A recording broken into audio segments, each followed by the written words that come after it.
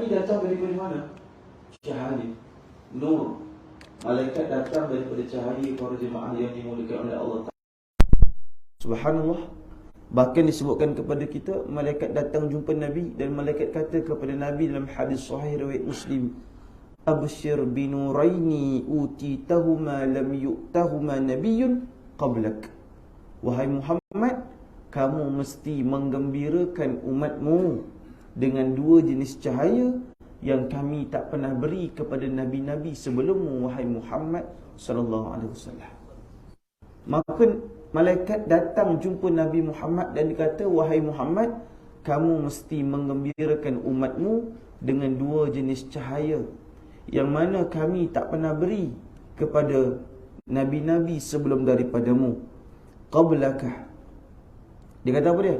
Al-awwal huwa Fatihatul Kitab. Yang ini dengan kamu membacakan surah Al-Fatihah. Surah Al-Fatihah ini para jemaah dianggapkan sebagai cahaya yang besar, cahaya yang agung, cahaya yang akan menjadikan barang siapa yang dia mula membacanya maka lebih tajam keadaannya. Dan yang kedua disebutkan kepada kita wa khatimu suratil Baqarah. Dan yang keduanya adalah membaca dua ayat penghujung daripada surah Al-Baqarah, iaitu amana rasulu bima dengan la yukallifullahu nafsan illa wus'aha.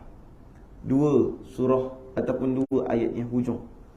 Daripada hadis sahih inilah ulama-ulama kita sebelum mereka memulakan membaca doa, imam akan sebut Al-Fatihah. Inilah sebabnya orang Melayu cakap, kamu sedekahkanlah Al-Fatihah supaya menjadi cahaya kepada orang tua kamu kat kubur sana. Kenapa orang Melayu cakap macam gitu? Sebab memang Fatihah itu adalah nur, memang cahaya. Barang siapa yang dia dapat cahaya, maka hidup dia akan terang benderang. Sebab itu, kalau ada anak-anak yang gelap hati, orang Perak kata benak, tuan-tuan. 14 tahun mengajar, 2 tambah 2 4, cakap 3, tuan-tuan sekalian. 2 tambah 2 4, benak. Lambat dapat pengajian, maka mak dengan ayah kena banyak hadiahkan Al-Fatihah buat anak dia. Kena banyak hadiah Al-Fatihah buat anak dia. Macam tu juga kalau seorang yang dia ada mak, yang mana mak dengan ayah dia juga adalah orang yang gelap hati dia. Ada orang jumpa saya, dia kata, Ustaz, mak saya dah umur 68 tahun tapi dia suka warnakan rambut. Saya kata okey je, tak ada masalah. Tapi dia guna dye warna apa? Warna merah fuyo. Faham? Takat-takat nenek pakai warna merah, nampak seram, tuan-tuan. Dan dia suka karaoke. Lagu apa? Ella Rama Rama. Ha? Itu dia suka betul.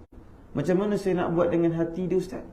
Maka sebenarnya hantarkan cahaya untuk masuk dalam hati dia dengan membaca surah Al-Fatihah.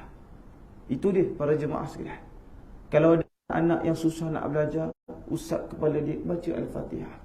Sebab itu juga orang Melayu sebut, kamu hadiahkan Al-Fatihah. Bila kita kata ada orang meninggal ni, Al-Fatihah. Bukan.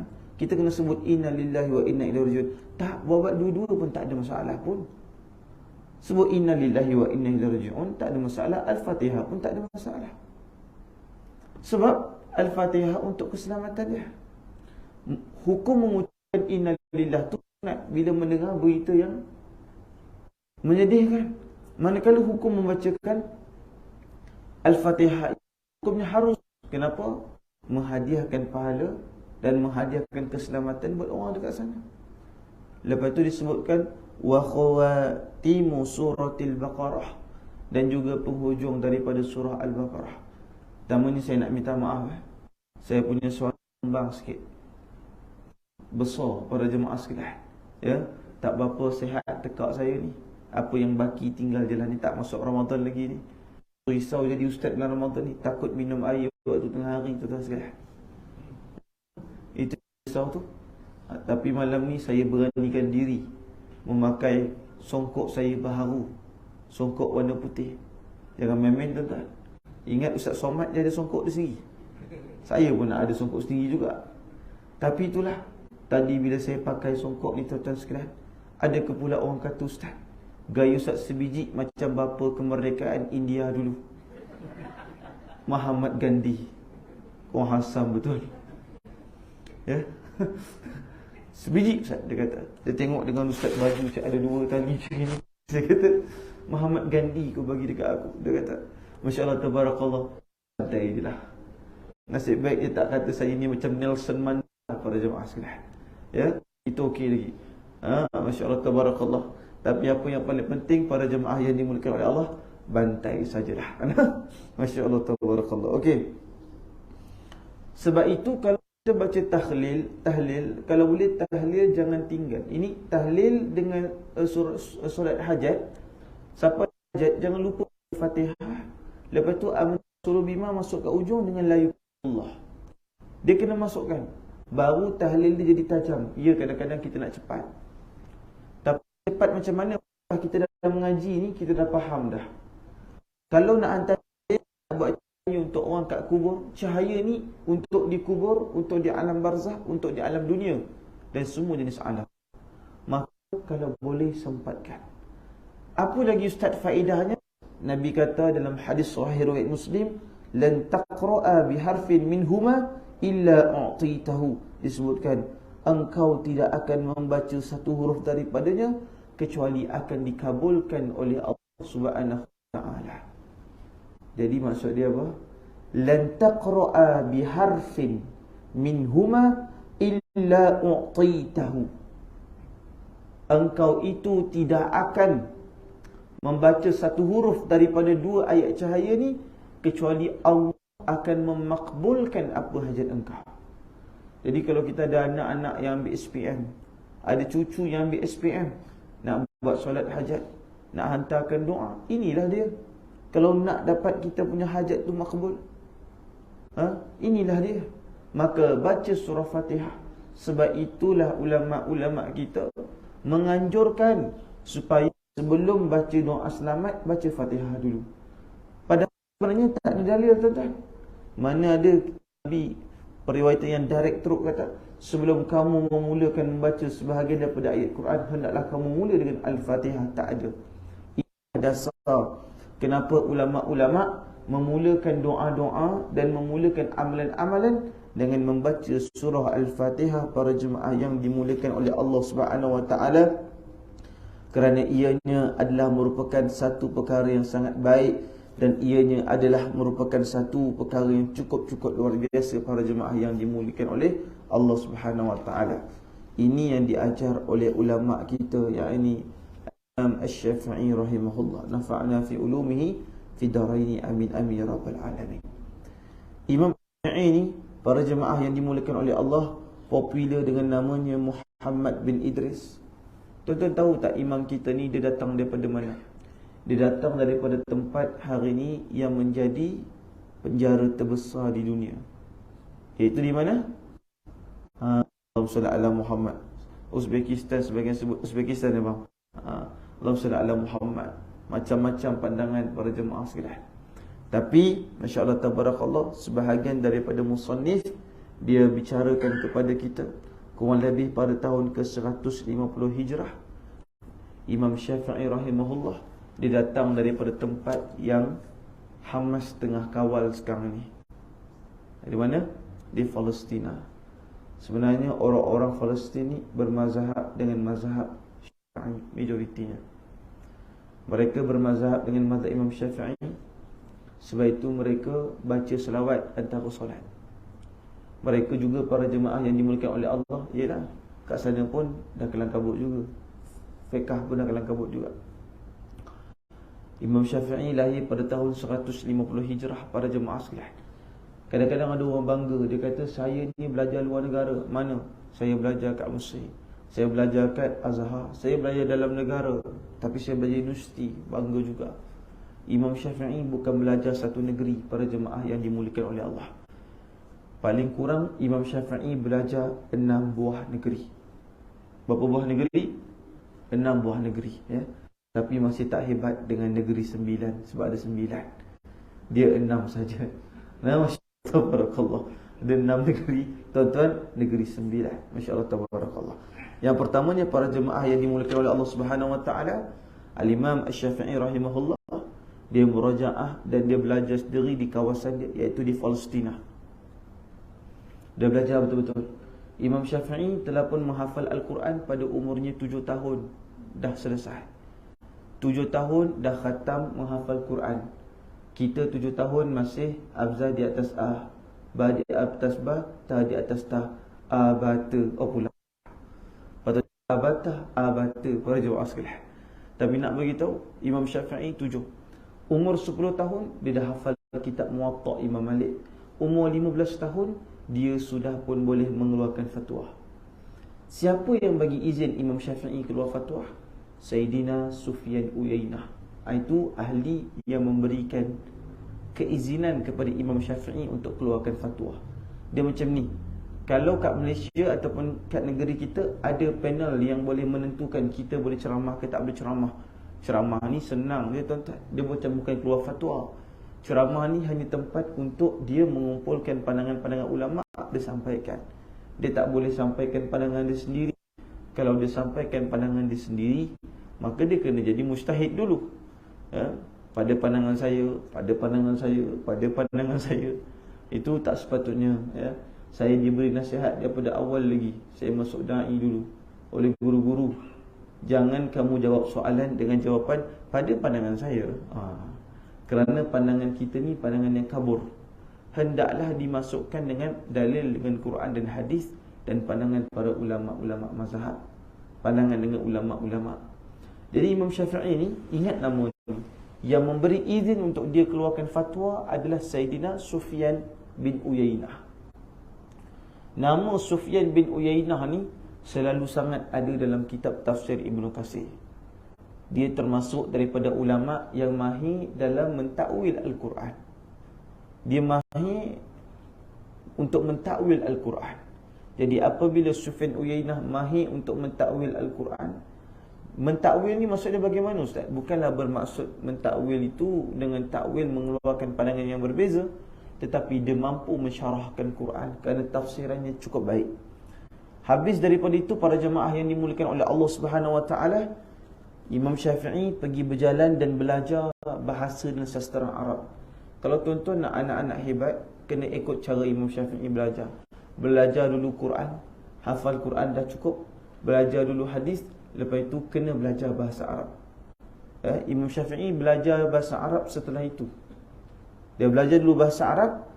Setelah dia belajar bahasa Arab, maka dia pergi dengan lebih dalam. Para jemaah yang dimuliakan oleh Allah di Palestin, dia mula beransur pula pergi menuju ke Madinatul Munawwarah. Itu negeri kedua. Ini kita sebut negeri ya. Dulu mereka ni para jemaah sekalian belum satu lagi, Madinah. Habis saja di Madinah, para jemaah yang dimuliakan oleh Allah Subhanahu Wa Taala, itu pun Imam Syafi'i pergi setelah mana Imam Malik itu wafat. Dia tunggu guru dia meninggal, baru dia pergi. Para jemaah yang dimuliakan oleh Allah, kita tak tunggu guru meninggal, kita yang meninggalkan guru kita. Guru tak balik lagi, kita gerak dulu apa roja. Para jemaah sekalian, ini Imam Syafi'i.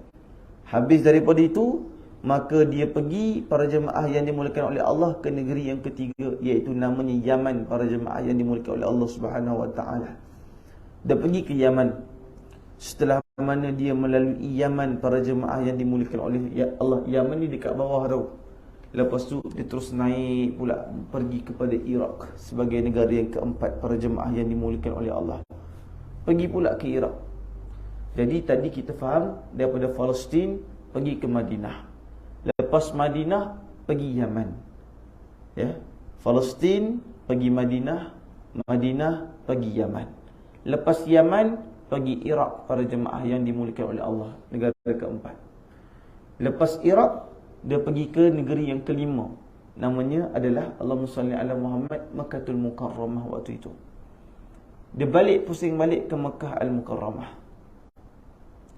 Lepas kat Makkah Mukarramah, para jemaah yang dimuliakan oleh Allah Subhanahu Wa Taala, dia menjadi antara orang yang tenaga pengajar dan juga digelar sebagai Al-Mufti Al-Makki Al-Alim Al-Makki, iaitu orang-orang alim yang datang pada saat ketika itu. Para jemaah yang dimuliakan oleh Allah Subhanahu Wa Taala. Setelah daripada itu, para jemaah yang dimuliakan oleh Allah Subhanahu Wa Taala, Al-Imam Asy-Syafi'i rahimahullah melanjutkan lagi perjalanannya menuju ke bumi Mesir. Mesir ini termasuk daripada negara benua Afrika ataupun utara Afrika. Jadi apa yang kita boleh faham sebenarnya, Imam Syafi'i ini ilmu dia banyak sebab jalan dia luas. Jalan dia luas. Palestin, lepas Palestin Madinah, lepas Madinah Yaman, lepas Yaman para jemaah yang dimuliakan oleh Allah Subhanahu Wa Taala Iraq, lepas Iraq Makkah. Lepas itu ada lagi beberapa keadaan yang berbeza. Soal disebut soal negara saja. Lepas itu dia pergi ke Mesir. Dan kubur Imam Syafi'i rahimahullah ada di Mesir, para jemaah yang dimuliakan oleh Allah Subhanahu Wa Taala. Dan Imam Syafi'i ini orang tak tahu sebenarnya dia adalah anak yatim bermula pada umurnya 2 tahun. Sebab itu kalau kita jumpa anak yatim, bagi semangat dekat mereka supaya menjadi seperti Imam Syafi'i. Walaupun Imam Syafi'i anak yatim, umur 2 tahun sahaja, tapi dia tetap terus jadi hebat. Dan untuk ibu-ibu tunggal, saya selalu bagi semangat, Allahumma salli ala Muhammad, supaya mengikuti cara didikan mak kepada Imam Syafi'i. Lepas Imam Syafi'i kehilangan ayah dia, mak dia lah yang menjaga Imam Syafi'i. Dengan air tangan mak dia, dengan kepenatan mak dia, dengan ketegasan mak dia, mak dia lah yang mendidik Imam Syafi'i sampailah dikenang sehingga ke hari ini para jemaah yang dimuliakan oleh Allah Ta'ala. Kat Malaysia ni berapa banyak tokoh agama yang setiap kali majlis nama dia disebut. Boleh kita kata kurang ada ataupun tak ada. Ya, dia tokoh, tapi mungkin nama dia tak disebut setiap kali majlis. Tapi sampai ke hari ini kita menyebut nama Imam Nawawi, kita menyebut nama Imam Syafi'i, kita menyebut nama Imam Ghazali rahimahullah. Kenapa agak-agaknya? Sebab mereka ikhlas mencari Allah. Mereka ikhlas mencari Allah. Kata Nabi Muhammad sallallahu alaihi wasallam, para jemaah yang dimuliakan oleh Allah Ta'ala berceritakan pada kita, dalam hidup ni tak ada satu pun milik kita kecuali 3 perkara. Dalam hidup ni tak ada satu pun milik kita kecuali 3 perkara. Yang pertama sekali, ayah-ayah dan ibu sekalian, adalah pakaian yang kamu pakai kemudian lusuh. Pakaian yang kamu pakai kemudian lusuh. Baju kita ni kalau kita tak pakai sehingga lusuh, maka orang lain pula akan pakai, maka baju itu bukan milik kita. Jadi pakaian yang kamu pakai kemudian lusuh, ya, itu milik kamu. Itu milik kamu. Tapi kalau pakaian yang kamu pakai tak lusuh-lusuh, itu akan jadi milik orang lain. Yang kedua, ibu-ibu dan ayah dimuliakan oleh Allah, adalah makanan yang kamu makan kemudian makanan itu habis. Sebab kalau makanan itu tak habis, maka akan dimakan pula oleh orang lain, para jemaah. Bermaksud makanan itu bukan milik kamu. Maka disebutkan kepada kita, pertama tadi, pakaian yang kamu pakai kemudian lusuh, ya, itu faedahnya untuk kamu. Jadi kalau tuan-tuan rasa pakaian yang tuan-tuan pakai belum lusuh lagi, nescaya akan tak jadi milik tuan-tuan suatu hari nanti. Macam contoh saya, saiz berubah daripada M ke L ni sedikit cepat, tuan-tuan sekalian. Sedikit cepat. Masya Allah, tabarakallah. Isteri kata, bang, baju saiz S ni macam mana bang? Nak bagi ke orang ke nak buat macam mana? Saya kata S, selamat tinggal. Tapi kalau M, insya-Allah abang berazam 2 bulan lagi kita akan kembali kepada M. Tapi 2 bulan telah pun berlalu. Rupa-rupanya betul kata orang, saya dah berazam tahun 2022, masuk 2023, azam tetap sama, azam memang menjadi kenangan sahaja. Masya-Allah, tabarakallah. Tak tentu. Tak tentu. Dan yang ketiga, para jemaah sekalian, kata Nabi Muhammad sallallahu alaihi wasallam, maka yang ketiga itu, para jemaah yang dimuliakan oleh Allah Subhanahu Wa Taala, adalah disebutkan kepada kita, ayuhal mustami'un al-kiram, sesuatu yang kamu sedekahkan, sesuatu yang kamu berikan, sesuatu yang kamu letakkan, para jemaah yang dimuliakan oleh Allah Subhanahu Wa Taala, di dalam infak kamu, di atas wakaf kamu, maka ianya juga akan kekal milik kamu. Jadi sebenarnya ke atas dunia ni, para jemaah, 3 je milik kita. Pertama, pakaian yang kita pakai kemudian kita lusuhkan dia. Yang kedua, makanan yang kita makan makan, lepas itu kita habiskan dia. Dan yang ketiga adalah rezeki yang kita ada, kemudian kita sedekahkan. Ingat, rezeki yang tak disedekahkan itu belum tentu milik kita lagi, para jemaah sekalian. Rezeki yang kita tak sedekah tu milik toke-toke kedai, milik tempat yang kita nak beli jap lagi, pencuci muka, pencuci tandas, kicap, bengkung, Masya Allah tabarakallah, ubat gigi, apa yang kita nak beli itu untuk dia. Sebab itu kalau kita tak gunakan rezeki itu untuk bersedekah, itu masih lagi bukan milik kita. Sebab itu saya nak bagi tahu siapa yang nak bahagia, malam ni saya kongsikan 3 rahsia utama kebahagiaan. Sebelum saya nak kongsikan 3 rahsia utama kebahagiaan, saya nak cerita dulu macam mana Nabi Muhammad sallallahu alaihi wasallam bergembira dengan isterinya yang cukup agung, iaitu Khadijatul Kubra. Suatu hari Aisyah pernah bertemu dengan Nabi Muhammad sallallahu alaihi wasallam. Lepas tu Aisyah cakap, "Ma ghirtu ala ahadin min nisa'in Nabi sallallahu alaihi wasallam." Dia kata, aku tak pernah pun sama sekali cemburu kepada perempuan-perempuan ataupun isteri-isteri Nabi Muhammad sallallahu alaihi wasallam, "Ma ghirtu ala Khadijah." Seperti mana aku cemburu terhadap Khadijah. Para jemaah yang dimuliakan oleh Allah Subhanahu wa taala. Dia kata apa dia? Aku tak pernah cemburu, para jemaah yang dimuliakan oleh Allah Subhanahu wa taala, kepada isteri-isteri Nabi Muhammad kecuali seperti mana aku cemburu kepada Khadijatul Kubra. Saya bila teringat tentang Khadijah ni, saya nak selit satu cerita dalam cerita ni. Tadi sebelum saya sampai, saya rasa ada sedikit kekecewaan. Apabila saya ikuti perbahasan, mereka kata, macam mana kita nak dapatkan perbincangan tu? Dia kata, Malaysia nak menjadi negara yang mesra pelancong. Malaysia target supaya kita dapat 16 million pelancong, para jemaah sekalian. Lepas tu dalam perbahasan itu mereka kata, macam mana Islam ni, macam mana Malaysia ni nak dapat tarik ramai pelancong kalau kita sikit-sikit pun tak boleh. Orang nak pergi mandi kolam pakai bikini pun tak boleh. Orang pergi Arab letak nama timah pun tak boleh. Dia cakap begitu, para jemaah sekalian. Saya ni tak ada apa-apa kepentingan. Saya ni meletakkan tengkuk saya untuk agama Allah semata-mata. Saya ni, akar saya adalah tauhid kepada Allah. Orang potong tunas saya percaya saya akan tumbuh semula, para jemaah sekalian. Kecuali kalau akar saya reput, saya akan mati. Tapi apa yang saya nak beritahu para jemaah, saya beritahu, kalau nak minta lagi supaya umat Islam bertolak ansur, saya rasa kita kena tolak ansur dulu dengan umat Islam. Di kawasan-kawasan yang majoriti umat Islam, kita mesti sepatutnya tidak ada mana-mana penjualan-penjualan minuman-minuman keras. Tarik itu dulu sebelum nak minta umat Islam kembali bertolak ansur lagi. Kita dah cukup banyak tolak ansur, para jemaah sekalian. Adakah dasar supaya mengizinkan pelancong asing untuk mandi dalam keadaan pakai pakaian tersebut menjadikan kita negara yang maju dan bertamadun? Kalau begitu lebih baik kita hidup di dalam buana, hidup di tempat-tempat haiwan. Haiwan tidak mewajibkan pakaian, para jemaah sekalian. Maka haiwan lebih baik. Dan tak cukup daripada itu, para jemaah yang dimuliakan oleh Allah Subhanahu wa taala, bila ucapan itu datang, saya termenung. Saya kata, bagaimana agaknya suatu hari nanti kalau tidak ada lagi tokoh-tokoh yang berani mempertahankan agama Allah Subhanahu wa taala. Saya ni tak pernah ada apa-apa kepentingan. Saya kekal di dalam arus perdana.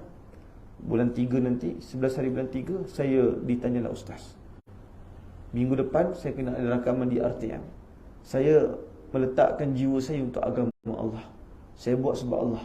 Jadi apa-apa cadangan yang mengguris itu memang mengguris saya dan mengguris agama saya.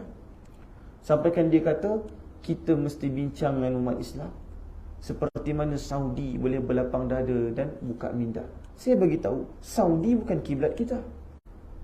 Orang yang pegang negara-negara Arab, mereka bukan imam kita. Walaupun kita ini disebutkan bukannya sebahagian daripada orang ajam, kita memang bukan orang Arab. Tetapi para jemaah yang dimuliakan oleh Allah, bukan bermaksud orang Arab pemilik kepada agama ini. Ini agama pemiliknya adalah kepada pencintanya para jemaah sekalian. Itu sahaja. Jadi kadang-kadang bangsa Arab sendiri kena belajar bagaimana kita berjaya mentadbir urus agama ini. Buktinya kalau kita tengok proses bagaimana kita menjaga para jemaah haji kita paling terbaik. Urusan mengeluarkan fatwa, kita antara negara yang paling terbaik di Asia Tenggara ini utamanya. Halal, dalam status halal di seluruh dunia, negara kita menjadi antara hal yang terunggul. Sehingga tuan-tuan, banyaknya jenama-jenama besar yang datang untuk minta logo halal kita. Kerana betapa telitinya orang-orang Melayu dalam memastikan agama ini dipelihara para jemaah sekalian. Jadi sebenarnya, walaupun mereka itu bangsa Arab, terkadang mereka kena belajar bagaimana kita menjaga agama kita. Kadang-kadang mereka kena belajar bagaimana ulama'-ulama' kita tidak takut dengan apa-apa ancaman para jemaah sekalian. Itu je. Ulama'-ulama' kita dulu berjuang cukup dahsyat. Masya Allah, tabarakallah. Almarhum Syekh Murtada, antara ulama' sufi yang sangat hebat di Negeri Sembilan ini, juga mengajar kita tentang kekuatan itu. Jadi sebab itu para jemaah yang dimuliakan oleh Allah Subhanahu Wa Taala, ini perkara yang saya nak singgung sikit sebab hati saya tersinggung, ya, insya-Allah tabarakallah, dengan perkara itu. Dan saya nak bagi tahu penting untuk umat Islam kembali faham dengan kekuatan ini, supaya tidak ada idea-idea yang mengguruskan. Kalau dia hormat kita, sepatutnya dia fikir 14 kali sebelum bercakap. Tapi oleh kerana umat Islam kekuatannya hanya seperti pilih paip sahaja. Kekuatan umat Islam hari ini sudah tidak seperti ombak yang membadai laut. Kekuatan kita hanya seperti pilih paip, tuan-tuan. Banyak sangat pecah dia. Semua orang ada air, tapi pilih kecil-kecil. Tak boleh supply untuk bina satu ombak yang besar. Kerana umat Islam ini mesti faham bagaimana mereka penting untuk membangkitkan identiti mereka. Okey, selesai itu. Maka balik kepada Aisyah tadi.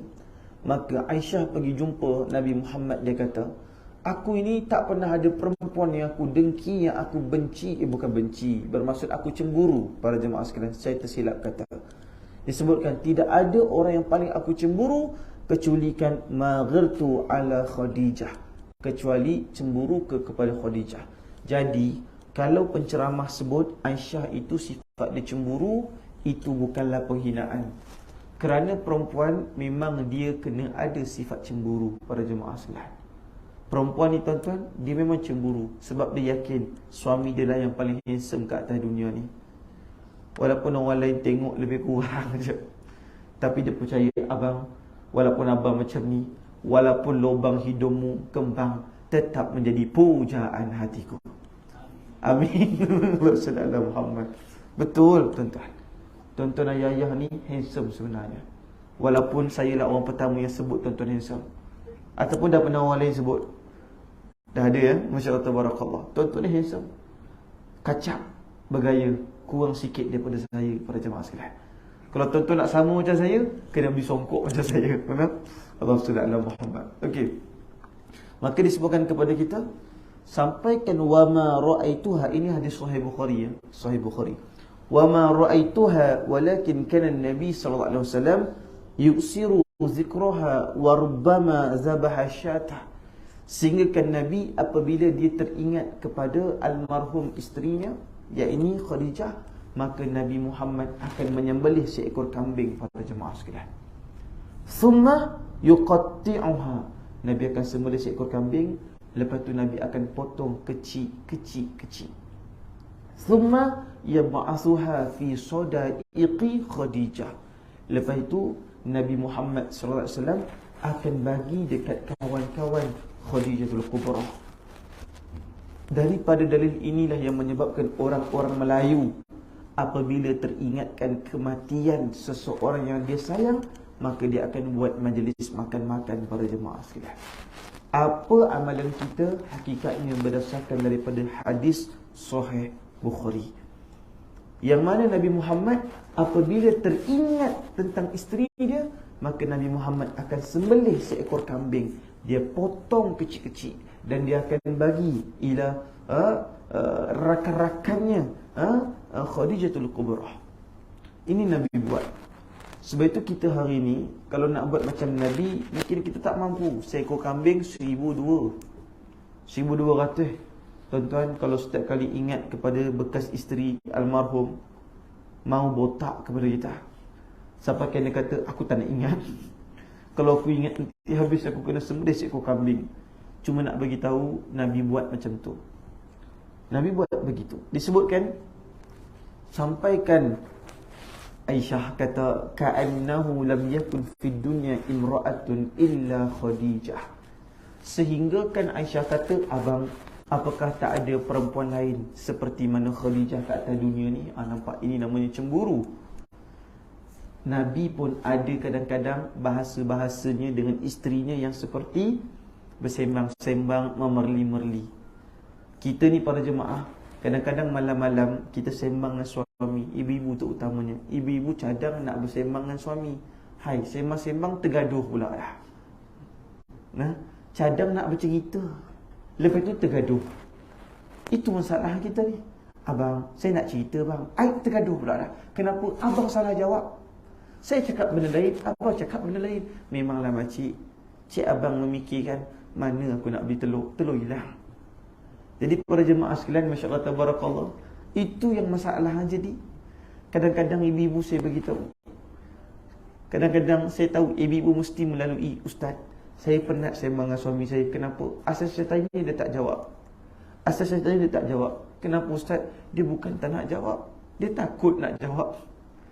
Salah jawab, lain kena ni para jemaah sekalian. Yang keduanya, dia takut nak jawab sebab gaji belum masuk. Sebab biasanya soalan dia akan kata, bang, cantik tak washing machine tu? Itu soalan minta pendapat dan minta pendapatan, tuan-tuan sekalian. Faham ke tak faham ni? Ya? Kalau dia tanya, bang, cantik tak langsir tu? Hati-hati. Dia bukan minta pendapat sahaja, dia minta juga pendapatan. Jadi sebab itu suami biasa tak banyak jawab soalan kat tengah bulan ni, ibu sekalian. Jadi kalau ibu nak tanya soalan hujung-hujung bulan sikit. Kalau dia kerja kerajaan 25 hari bulan, waktu itu saya cadangkan ibu-ibu buka buku soalan. Abang, saya dah simpan semua soalan untuk abang. Saya dah terbongkar pula rahsia para jemaah sekalian. Jadi ini keadaan dia. Jadi keadaan dia yang kita nak kongsikan sekarang ini para jemaah sekalian itu. Lepas tu tahu tak apa yang Nabi cakap balik dekat Aisyah? Nabi kata, fayaqul innaha kanat wa kana li minha waladun. Dia kata sesungguhnya Khadijah itu tetap Khadijah, dan daripada perutnya itulah lahir anak-anak aku. Lahir anak-anak aku. Ini nak beritahu kepada kita bahawa sebenarnya, betul kata orang Melayu, bahawa para jemaah sekalian, cinta itu ataupun orang kata apa dia, anak-anak itulah yang memperkuatkan cinta. Sebab itu saya bagi tahu, jangan sampai kita melukakan hati ibu untuk anak-anak kita. Ya, anak-anak kita ni, Masya Allah Tabarakallah, dia ada ibu. Jangan sampai kita melukakan hati anak-anak kita. Sebab kalau kita melukakan ibu kepada hati anak-anak kita, anak-anak ini dia akan rasa lebih terkesan apabila ibu ni terhina para jemaah sekalian. Kita kena berusaha sebaik mungkin supaya mententeramkan jiwa dan menenangkan kebahagiaan. Dan disebutkan,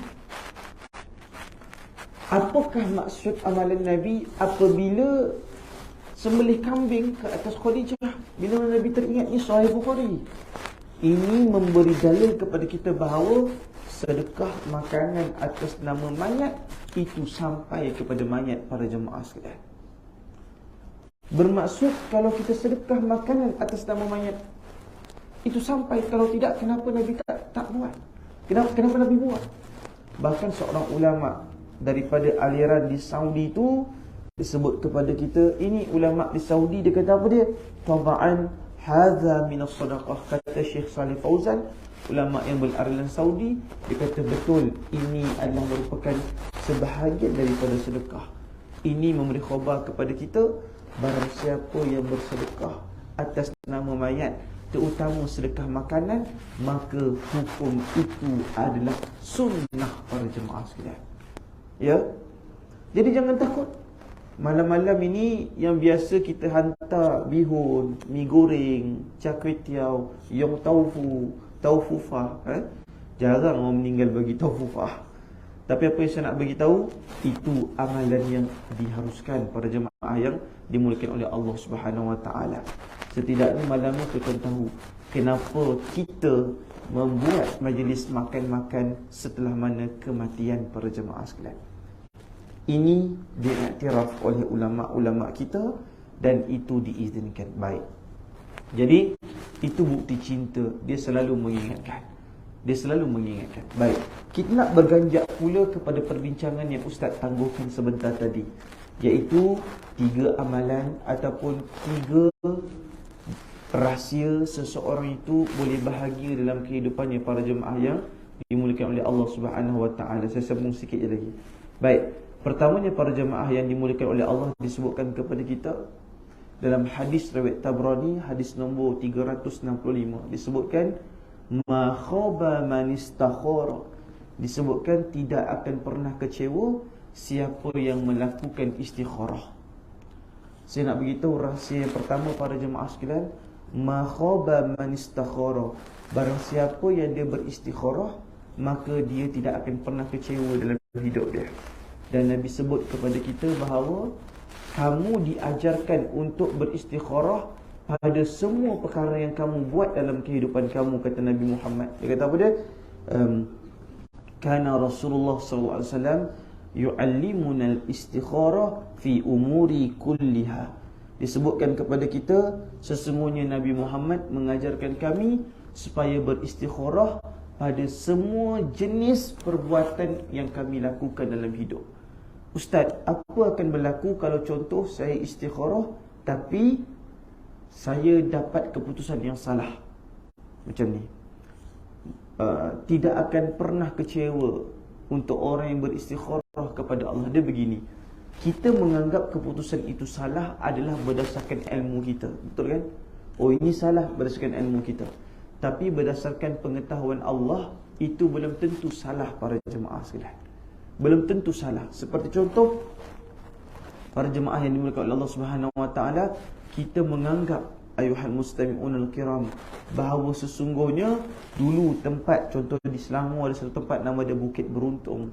Orang beli para jemaah yang ada bukit beruntungnya tak ada.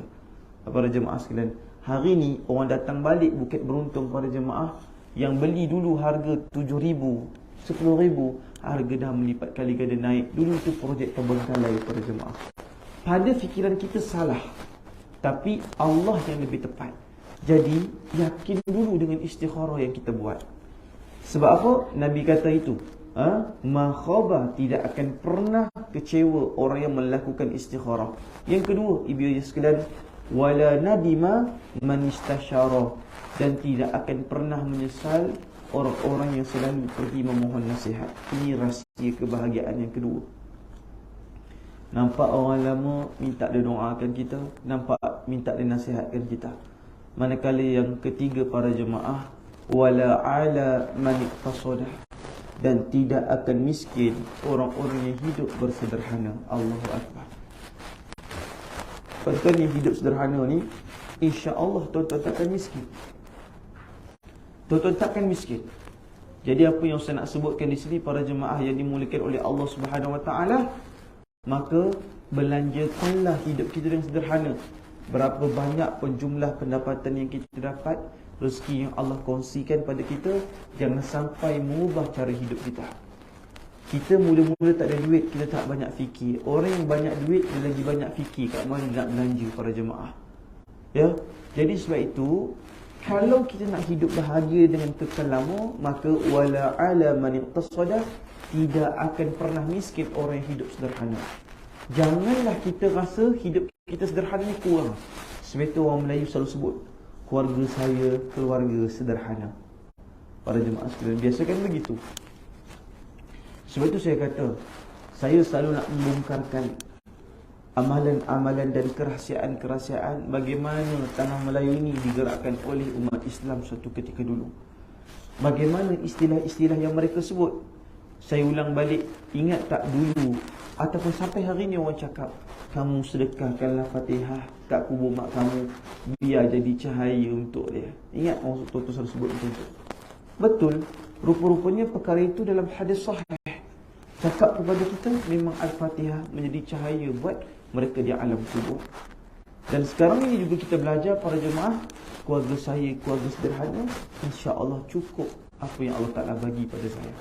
Jadi 3 rahsia malam ini, siapa yang nak hidup bahagia para jemaah yang dimuliakan oleh Allah Subhanahu Wa Ta'ala, antaranya masya-Allah tabarakallah, pertamanya dia mesti tidak akan kecewa siapa yang buat istikharah.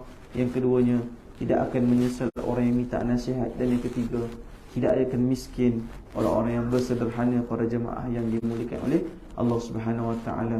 Wallahu a'lam. Baca surah Al-Mulk boleh?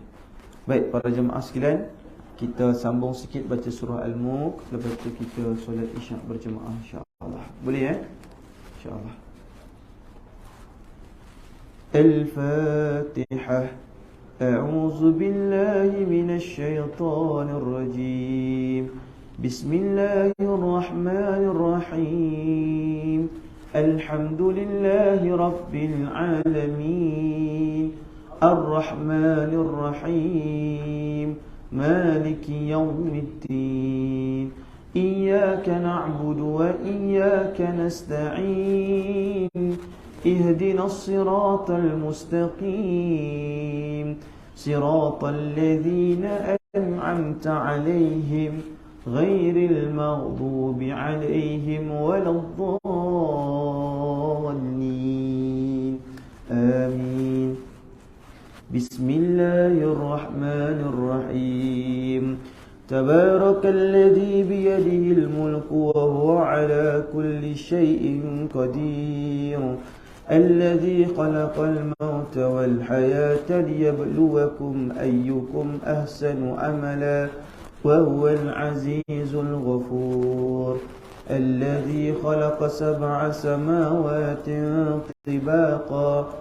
ما ترى في خلق الرحمن من تفاوت فارجع البصر هل ترى من فطور ثم ارجع البصر كرتين ينقلب إليك البصر خاسئا وهو حسير ولقد زينا السماء الدنيا بمصابيح وجعلناها رجوما للشياطين وأعتدنا لهم عذاب السعير وللذين كفروا بربهم عذاب جهنم وبئس المصير إذا ألقوا فيها سمعوا لها شهيقا وهي تفور تكاد تميز من الغيظ كلما ألقي فيها فوج سألهم خزنتها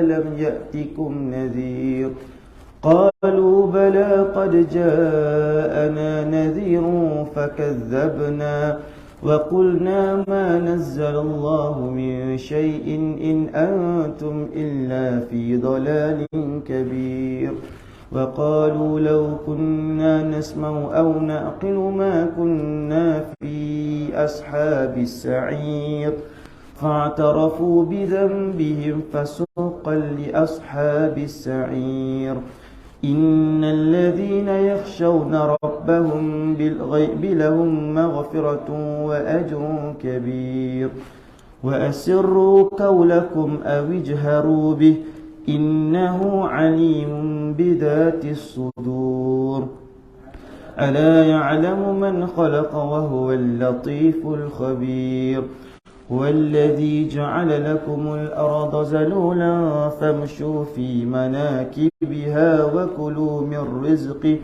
وإليه النشور أأمنتم من في السماء أن يخسف بكم الأرض فإذا هي تمور أم أمنتم من في السماء أن يرسل عليكم حاسبا فستعلمون كيف نذير ولقد كذب الذين من قبلهم فكيف كان نكير أولم يروا إلى الطير فوقهم صافات ويقبض ما يمسكهن إلا الرحمن إنه بكل شيء بصير أمن هذا الذي هو جند لكم ينصركم من دون الرحمن إن الكافرون إلا في غرور أمن هذا الذي يرزقكم إن أمسك رزقه بل لجوا في عتو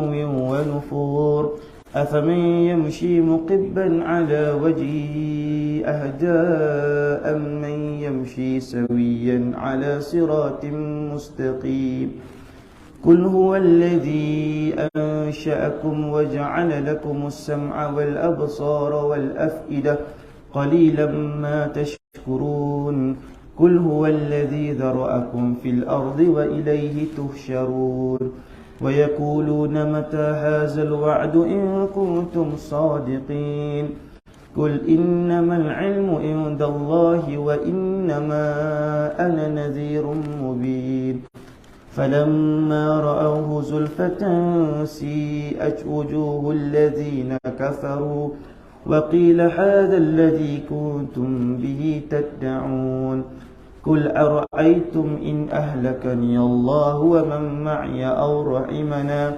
فمن يجير الكافرين من عذاب أليم قل هو الرحمن آمنا به وعليه توكلنا فستعلمون من هو في ضلال مبين قل أرأيتم إن أصبح ماؤكم غورا فمن يأتيكم بماء معين صدق الله العلي العظيم والله أعلم. السلام عليكم ورحمة الله وبركاته.